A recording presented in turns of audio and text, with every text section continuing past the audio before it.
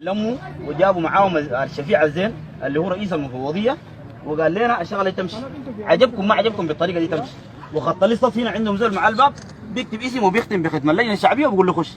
قلنا له ده تزوير واضح ونحن ما بنقبل عمليه زي دي تتم. احنا خشينا بشرف ونطلع بشرف.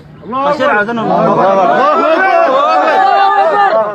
اكبر. انتخابات ارتضيناها حره نزيهه تكمل حره نزيهه، وده اصلا قصور منهم وعارفين انهم مضروبين، والا ما كان عمل لجوه للتزوير، لانه امبارح كان وين؟ امبارح قانون بتاع الماده 22 امبارح كانت ما فيش بتجي الليله. ايش معنى الليله بالتحديد يجيبوا الماده 11؟ لانه عارفين امبارح والعمليه كانت مشت كيف. والعدم الاقبال طبعا واضح، عدم اقبال الناس لانه عارفين انه شغله حتتم فيها تزوير، والليله تزوير جاء ناس من رجال الكوبري بيجي بيختموا لهم بيخشوا. انت في مركزك الان؟ في مركزي انا بالذات في النسيم، وانا كنت حضور من الصباح بعد ما المهزله دي دارت تتم منعناها. دايرتك فيها كم مركز انت؟ فيها 6 مراكز. النسيم الستة كلها قفلت الان؟ كلها قفلناها وسحبنا وكلانا، لانه يعني انت سنفهم انك انسحبت نهائي انسحاب نهائي. وتتوقع شنو اللي يصير الانتخابات؟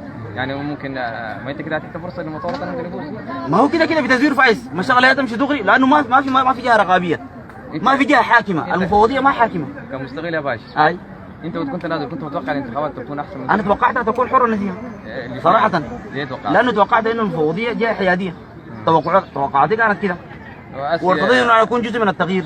المرشح بتاع التحرير والعداله قال تابع للمطور الوطني، انت بتقول حياديه. انا كنت متوقع انك تكون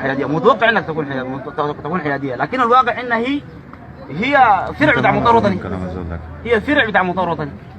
انا الزول السابق ما كان سمعت انه بيقول في شنو، لكن اثبتت تماما ان الجهه بتنفذ الاجنده بتاع مطور وطني، والدليل محمد عبيد ديكو مرشح بتاع وكيل بتاع مطور وطني جايب المنشور بوزعه للمراكز، وهم بيستلموه وبيسلموه بك كحاجه نهائيه او كتاب منزل. يعني المنشور الجاي عندك؟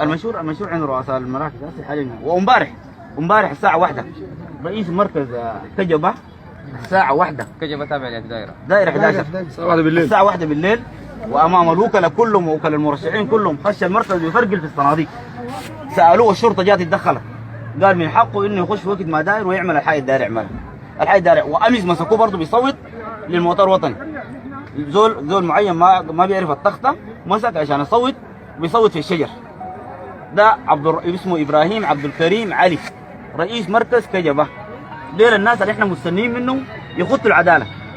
يبقى احنا كده في داعي نكمل؟ ما زلنا نكملها يكملوها براهم. وشكرا. الله اكبر.